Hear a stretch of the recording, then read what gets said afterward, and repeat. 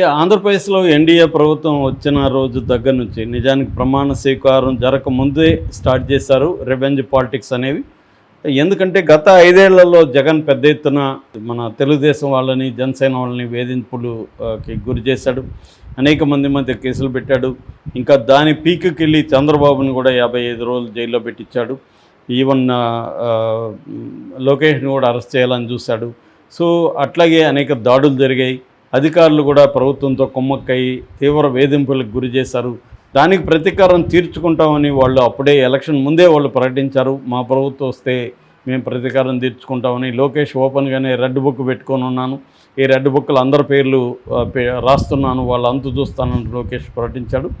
దానికి తగినట్టే వాళ్ళు డే 1 నుంచే స్టార్ట్ చేశారు. ఈ క్రమంలో అనేక కేసులు పెట్టడం, సోషల్ మీడియా కార్యకర్తల మీద దాదాపు 700-800 మంది మీద కేసులు పెట్టి ఒక 100 మందిని పైన అరెస్ట్ చేశారని వాళ్ళు ఆరోపిస్తున్నారు. అట్లాగే చాలామంది నాయకుల మీద పోసాని కృష్ణమురళి కావచ్చు, మాజీ మంత్రి సురేష్ కావచ్చు, మన వల్లభనేని వంశీ కావచ్చు, ఇలాంటి వాళ్ళని అరెస్టులు చేశారు. ఇంకా కేసులు కూడా చాలామంది మీద పెడుతూ వెళ్తున్నారు.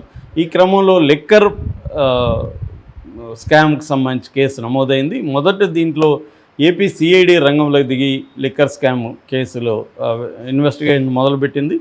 దాని తర్వాత ఏపీసీఐడి సరిపోదని చెప్పి చంద్రబాబు ఒక ప్రత్యేకమైన స్పెషల్ ఇన్వెస్టిగేటివ్ టీమ్ని దీంట్లో అపాయింట్ చేశాడు. దాని తర్వాత లాస్ట్ మంత్ ఈడీ కూడా రంగంలో దిగిందని చెప్తున్నారు. మామూలుగా ఏపీసీఐడి మన పోలీసులు చేసే వాటిని ఎఫ్ఐఆర్లు అంటారు, ఫస్ట్ ఇన్ఫర్మేషన్ రిపోర్టు. కానీ ఈడీ ఏం చేస్తుందంటే ఎఫ్ఐఆర్ అనేది ఈడీకి ఉండదు, దాని బదులు వాళ్ళు ఈసీఐఆర్ అంటారు. ఈసీఐఆర్ అంటే enforcement case information report. So ఈ ఈసీఐ ఆల్రెడీ నమోదు చేసిందని చెప్తున్నారు. ఎందుకంటే ఎక్కడైతే మనీ లాండరింగ్ ఉంటుందో, ఎప్పుడైనా ఒక కుంభకోణం జరిగితే, ఆర్థిక కుంభకోణం అంటే అర్థం ఏంటి, ఎవరికో ఫేవర్లు చేయడం, వాళ్ళు లంచాలు ఇస్తారు, ఆ లంచాలు ఇచ్చిన డబ్బుల్ని లీగలైజ్ చేయాలి. అంటే మనీ లాండరింగ్ అంటే మనీని, డర్టీ మనీని క్లీన్ చేయడం, లాండరింగ్ అంటే అది క్లీనింగ్. సో డర్టీ మనీని క్లీన్ మనీగా మార్చడాన్ని మనీ లాండరింగ్ అంటారు. సో దాన్ని మళ్ళీ లెజిటిమేట్గా దాన్ని మార్చేసి పంచుకోవడం ఎక్కడికక్కడికి. దీనికోసం షెల్ కంపెనీలు, హవాలా మార్గాలు ఇలాంటివి చేయడం. ఎప్పుడైతే మనీ లాండరింగ్ ఇన్వాల్వ్ అయిన చోట ఎన్ఫోర్స్మెంట్ డైరెక్టరేట్ ఈడీ రంగంలోకి దిగుతుంది. దీనికి సపరేట్గా పిఎంఎల్ఏ అనే చట్టం కూడా ఉంది. పిఎంఎల్ఏ అంటే prevention of money laundering act. So ఇలాగా దీంట్లో మనీ లాండరింగ్ కూడా రంగంలో అయింది.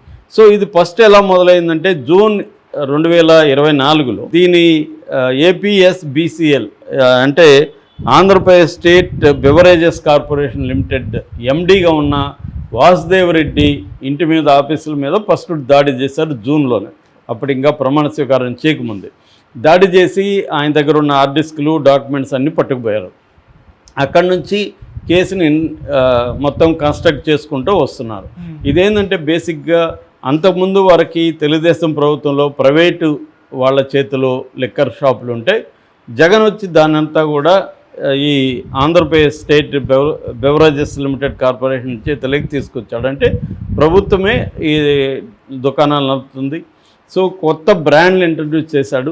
సో ప్రధాన ఆరోపణలు ఏంటంటే, ఒకటి ఈ లిక్కర్ కంపెనీలు ఏవైతే ఉన్నాయో ఆ కంపెనీలకి లైసెన్సులు ఇవ్వడం కావచ్చు, వాటికి తయారు చేసే కోటాలు ఉంటాయి. ఎన్ని కేసులు తయారు చేయాలి అనేది వాల్యూమ్ ఉంటుంది. దానికి వాళ్ళకి ఎక్కువగా కోటాలు పెంచేయడం, దానివల్ల వాళ్ళ దగ్గర నుంచి డబ్బులు తీసుకోవడం. రెండవది డిస్టిలరీసు తయారు చేసే వీటికి లైసెన్సులు ఇవ్వడం, ఇది కూడా అదే పద్ధతిలో చేయడం. సో వీళ్ళ నుంచి డబ్బులు కలెక్ట్ చేసుకోవడానికి కోఆపరేటివ్ ఆఫీసర్ల అనే ఒక వ్యవస్థను కూడా తీసుకొచ్చి వీళ్ళ ద్వారా డబ్బులు కలెక్ట్ చేసి ఈ డబ్బులు కలెక్షన్ ఇవన్నీ కూడా రాజు కసిరెడ్డి అంటారు. అతను గతంలో ఐటీ సలహాదారుగా ఉన్నాడు, ఎన్ఆర్ఐ.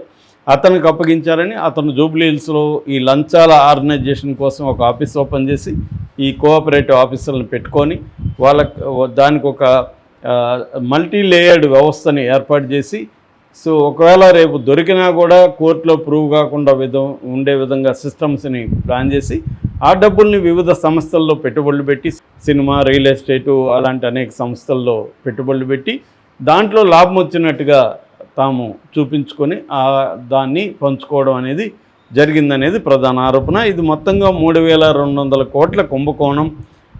దీన్ని లిక్కర్ పాలసీ కుంభకోణం అని చెప్తున్నారు. ఏపీ లిక్కర్ పాలసీ స్కామ్ అనేది పిలుస్తున్నారు. ఇందులో ఇప్పటి వరకు మొత్తంగా 7 మందిని అరెస్ట్ చేశారు. అందులో ఇంతకుముందు ఎవరెవరిని అరెస్ట్ చేశారు? కసిరెడ్డి రాజశేఖర రెడ్డిని, చాణక్యని, సజ్జల శ్రీధర్ రెడ్డి, దిలీపు, గోవిందప్ప బాలాజీ భారతీ సిమెంట్స్లో ప్రముఖంగా ఉండేవాడు, డైరెక్టర్గా ఉన్నాడు. అతను గత 20-25 ఏళ్ళుగా ఆ సిమెంట్ కంపెనీతో ఉన్నాడు. అతని గురించి నేను ఆల్రెడీ డీటెయిల్గా చెప్పాను.